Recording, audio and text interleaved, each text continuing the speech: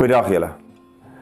Ons gaan nou 'n tyd in hier na Goeie Vrydag toe waar ons fokus spesifiek op Jesus se lyding. En ek dink iets van sy kruiswoorde verwoord wat hy beleef het. Woorde soos, ek het dors, Eli, Eli, lama sabachthani, my God, waarom het U my verlaat? Sy gebed in die tuin van Getsemane, laat hierdie lydingsbeker by my verbygaan. Dis alles iets wat iets verwoord van die intensiteit van sy lyding. Daar is een gedig wat my altyd bybly, 'n gedig wat professor Cas Vos geskryf het, wat iets verwoord van Jesus se lyding. Iets verwoord van sy worsteling in hierdie tyd. En dit is gebaseer op Psalm 23, 'n Psalm aan wie ons gewoonlik vashou wanneer dit met ons swaar gaan. 'n Psalm wat iets sê van, God is my herder, ek kom niks kort nie, hy lei my na groen weivelde, hy lei my na stille waters, hy is die een wat my soos 'n eregas behandel. Maar ek wil graag vandag, omdat ons juis iets van hierdie lyding van Jesus moet ervaar, vir julle professor Cas Vos se gedig lees, die Here is nie my herder nie. En dit is uit die oogpunt van Jesus. Kom ons luister. Die Here is nie my herder nie. Die Here is nie my herder nie, ek kom alles kort. Hy lei my na leegtes, laat my bloed sweet, bring my na 'n woestyn, sonder manna se genade op duinende duine.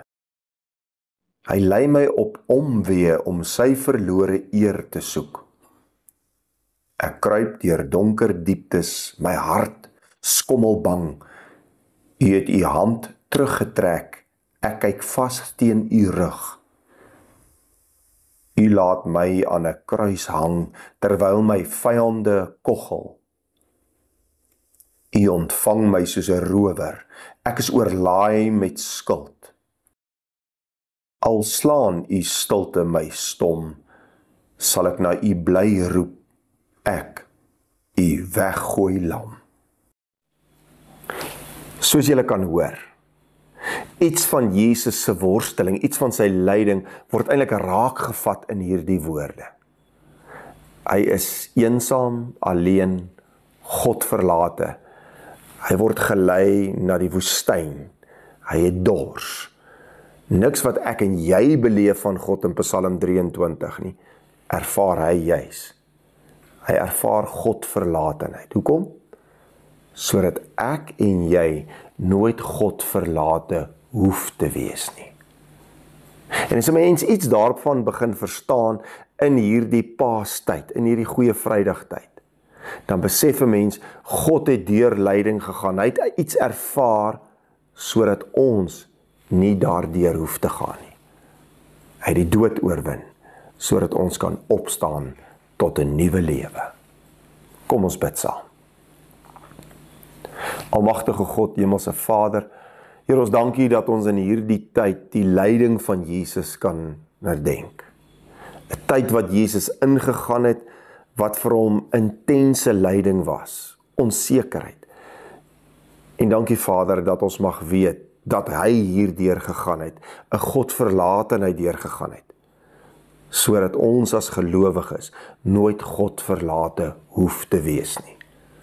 Dankie dat ons mag weet dat U ons goeie herder is, dat U ons bystaan, lei selfs deur die dal van doodskaduwee, en dat ons kan tuis wees in die huis van die Here tot in lengte van dae. Ons bid dit alles in die naam van Jesus Christus, ons Verlosser. Amen. Dankie dat jy vandag weer ingeskakel het hier by die kerk aanlyn. Indien dit vir jou moontlik is, deel hierdie evangelie met ander. Dan wil ek julle ook graag uitnooi na ons geleenthede by die kerk. Ons het die Via Dolorosa by die kerk, by die tradisionele gebou. Dit begin so 6:00, hou gerus sosiale media dop. En dan natuurlik hier in Harties het ons ook donderdag aand, so pre-Paase erediens wat ons gaan hê, en dit is tipies in die pop-up styl, en ons gaan dit nogal 'n redelike spesiale geleentheid maak. Dit is hier by Peck & Manor, net hier naby Caribbean waar ons dit gewoonlik hou. Ons sien uit om julle by hierdie geleenthede te sien. Vrydagoggend 8:30, natuurlik die tradisionele nagmaal wat ons gaan hou by ons gemeente, en dan natuurlik Sondagoggend 8:30, Opstandingssondag, waar ons die lig vier wat deurbreek in die graf. Tot 'n volgende keer.